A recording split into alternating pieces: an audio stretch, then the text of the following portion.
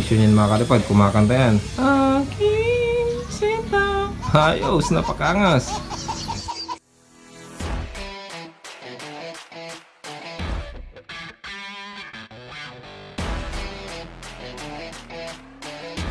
So what's up mga kalipad? So andito na naman tayo, ang inyong arkitektong saranggolista. Ayos, napakangas. So sa araw na ito mga kalipad, ang gagawin natin ay magre-react tayo sa ating mga saranggola na ginawa. Sa lahat ng binalag natin, yun, papakita natin lahat dito mga kalipad. Kita nyo naman sa likod ko, diba? Ay wala pa dyan pala. So magikin na lang natin to maya maya. So bago natin ito umpisahan mga kalipad, ilapag ko lang sa inyo ang aking team kapalipad. Sila kapalipad na Gimerzon YT, kapalipad na Grabe, at kapalipad na Cruise Enjoy Vlogs. So sa mga ibang saranggola vlogs at tutorial, pwede nyong bisitahin ang kanilang mga YouTube channel na ilalapag ko sa aking description para madali nyong mapuntahan mga kalipad. Ayos, napakaangas. So umpisa na natin ito mga kalipad. O kita nyo yung mga saranggola sa likod ko? Wala pa? O ito, makikita nyo na. Magikin na natin to. Pag inanong ko tong kamay ko, lalabas na lahat dyan mga kalipad. So let's go. So yun mga kalipad, nandyan na sila. So ilatag lang natin ng maayos. Napakadami. So let's go. Tignan natin kung kakasya. Let's go. So yun mga kalipad, nagsilabasan na yung ating maguryan. Nalatag na. Sinakop niyang bungdan. So credits kay kapalipad na Grabe. Kasi ganito yung ginawa niya sa vlog niya noon. Sa pagkoprank niya sa mama niya. Pero sa akin ipaprank ko sana yung mama ko. Pero baka sunugin lahat ng guryan mga kalipad. Ayos, napakangas. So i-review muna natin itong ating mga guryan. Doon tayo mag-umpisa sa dulo. Ayos, napakangas. Let's go. So wala na tayong madanan. Oops. Hindi tayo mag-umpisa sa dulo.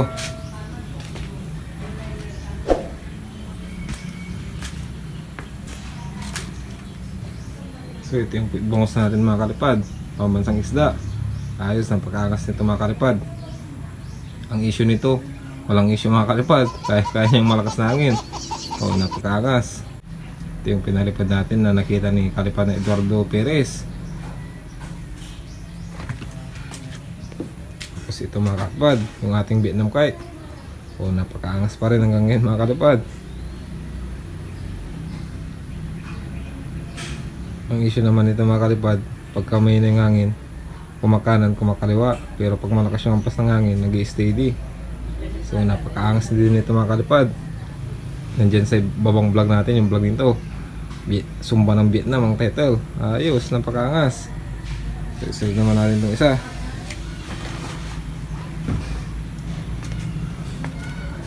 Okay, Trafalgar Locket mga kalipad.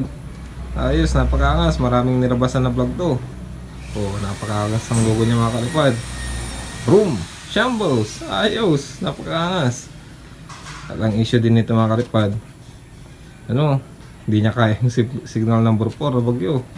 Umikot na mga kalipad Pero ngayon, okay na to. Simula nung nasabi sa eucalyptus, naging okay na yung ano niya. Hindi niya nadala yung espada niya noon Hindi niya nagamit yung skill niya. Room Shambles. Ayos, napakangas. So isunod naman natin to. Siyempre pagkatapos ni Trafalgar Law, sunod naman yung barko niya. Barko ng mga Barbie.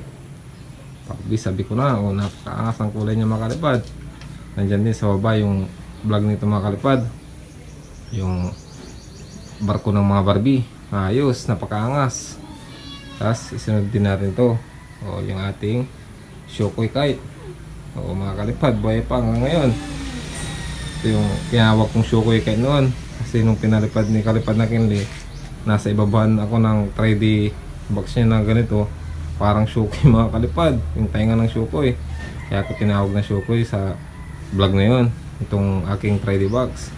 Tapos gumawa ulit ako ng tutorial. Ito, 3D box ulit, yung para kay Kobe Bryant. Na-request ng ating kalipad, yung may logo ni Kobe Bryant daw na box kite. Pero ginawa ko na lang 3D para makatipid siya sa kawayan.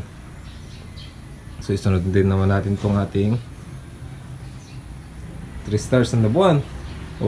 Sobrang nagusot-gusot na yung balot niya mga kalipad kasi ilang paliparan na ang pinagpalipadan natin nito.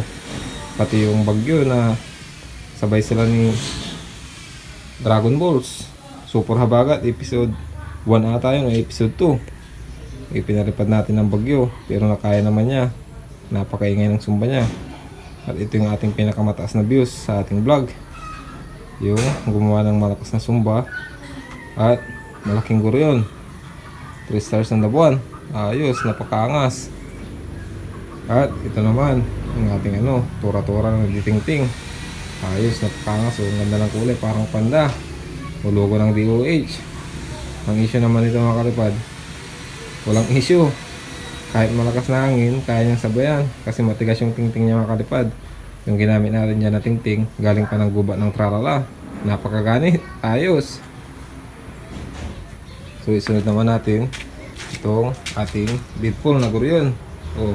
Napakaangas talaga ng kulay nito mga kalipad. Ang issue naman nito, pumapatay sa taas. Ayos. Kasi nakasharingan sa Deadpool, walang kamatayan na guryon ito mga kalipad. Sa Deadpool lang at nakasharingan pa, napakaangas. Yun yung issue niyan mga kalipad. Napakaingay din ang sumba niyan mga kalipad. Katulad ng ating Venom, yung ingay ng sumba niya. Tapos sunod naman natin to, yung 4 of spades natin. Yung ginamit natin dyan na plastic, ano lang yan, color garbage bag. Pero hanggang ngayon nakakabit pa rin kasi ginamitan natin yan ng technique para hindi masira agad yung mga plastic niya. Kasi mostly nasisira ang mga kawayan niyan, ay ang mga plastic niyan dahil sa kawayan. Nakita nyo naman 4 of spades. Ilang beses na din natin pinalipad yan sa ating mga vlog. Napakaingay din ang sumba niyan. Yung plastic bottle, tapos pinalitan natin ng cinema film. Ang issue niyan mga kalipad, kumakanta yan. Aking sinta. Ayos, napakaangas. Tapos isunod naman natin itong ating palaka na design na Pit Ibon. Sigurado alam niyo na kung kailan ko ito pinalipad. Ito yung pinalipad ko, 3 months na hindi napalipad. Pinalipad namin sa bubong. Pero ngayon, ilang buwan nang lumipas. Baka mag-iisang taon na ito mga kalipad. Napakaangas, para talagang palaka. Kiro-kiropi.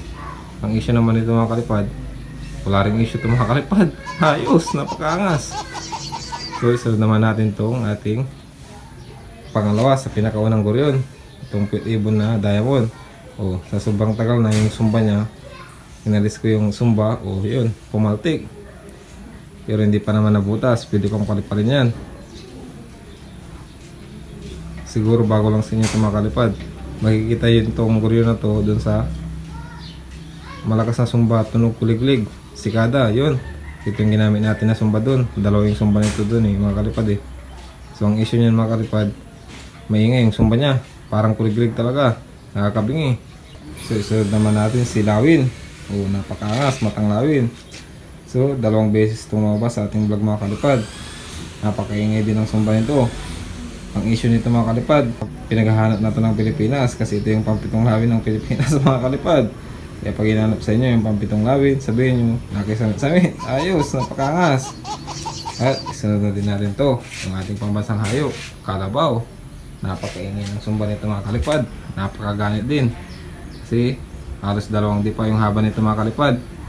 Tulad ng ating Dragon Balls at Venom. So napakaangas mga kalipad. Hanggang ngayon, napakaganda pa rin ang balat niya, di pa nasisira. Kasi ang gamit natin ng pambalat dyan sa taas, charol plastic mga kalipad. At dito sa baba, Calypso garbage bag, kaya medyo makapal, di pa napupunit. At sunod naman natin itong ating, hindi, sabihin pala natin yung issue nitong kalabaw. Ang issue nito mga kalipad, pag nasa taas, matakaw ng hangin, kaya napakaingay. So isunod naman natin ito, palayok ng mga Barbie. Kita nyo, dito pa, napakaangas ng kulay niya. Barbie na Barbie mga kalipad. Ang issue nito mga kalipad, pag lumilipad na nasa taas, nagsusut-sut, 150. Ayos, napakaangas. So isunod naman natin itong ating Venom. Sa kanipisan ng plastic niya mga kalipad na color garbage bag, ganun kalaki tignan nyo. Parehas ang laki mga kalipad. Patusok lang yan ito, pabilog. Kaso tingnan yung balot niya, sa lakas ng hangin, madaling masira, napunit yung sa gilid, kaya hindi na balance yung lipad niya. Kaya papalitan natin yan ng plastic susunod.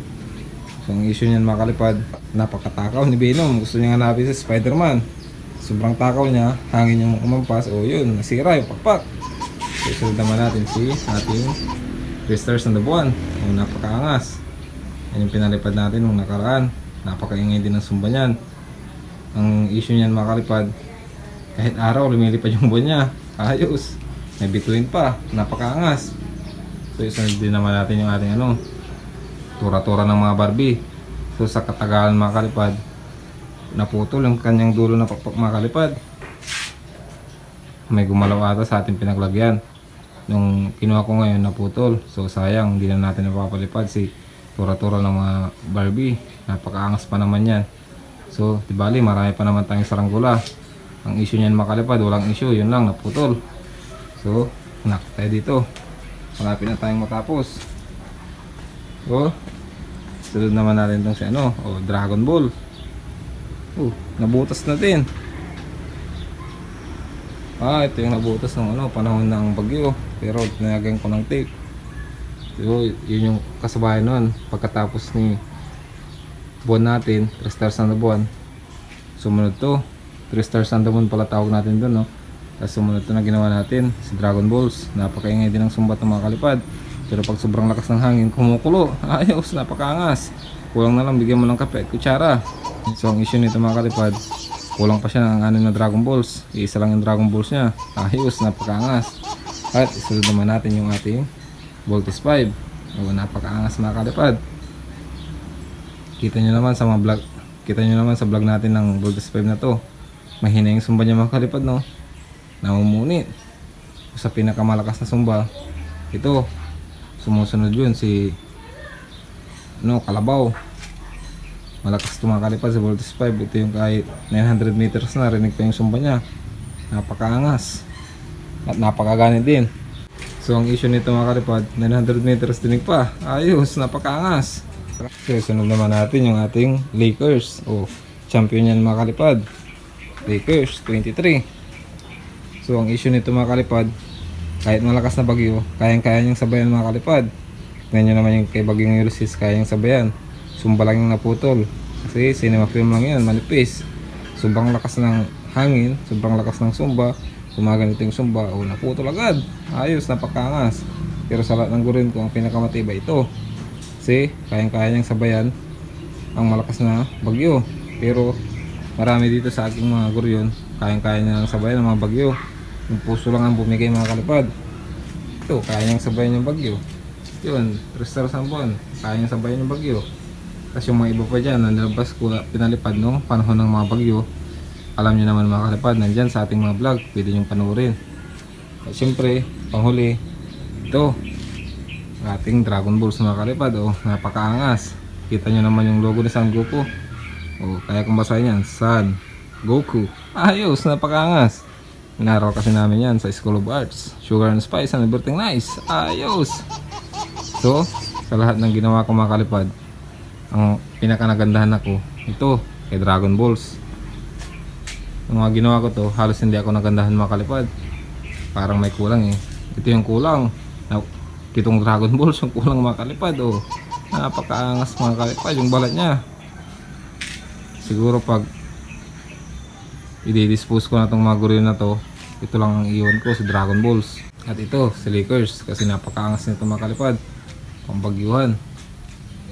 Hindi siya kayang pataubin ng bagyo. So ang issue naman ito ni Dragon Balls mga kalipad, pag nilulusan mo ng malayo, didilim ang langit. Parang lalabas siya ron. Ayos, napakaangas. So yun lang mga kalipad. Yung overview ng ating mga goryon. Sinaraduhan ko muna saglit yung mga daan. Ayos, napakaangas. So ibalik na natin lahat to sa kanilang lalagyan. At paliparin na lang ulit pagka malakas yung hangin. Kulang lang kasi tayo sa mga kalipad, taga hawag. Paliliparin sana natin lahat to para napakaangas. Kaya pabarangay na tayo ng mga kalipad. Ayos. So hanggang dito na lang mga kalipad. Sa mga shoutout, sa susunod na vlog na lang para ayos. So hanggang dito na lang mga kalipad. So kung bago ka lamang sa aking channel, alam mo nang gagawin mo. Subscribe, ayos, at ilag mo na rin, mag-comment at share. At click mo na rin yung notification bell para updated ka sa ating mga saranggula vlogs na i-upload pa. So hanggang dito na lang mga kalipad. Basta may hampas ng hangin, magpapalipad tayo. Let's go!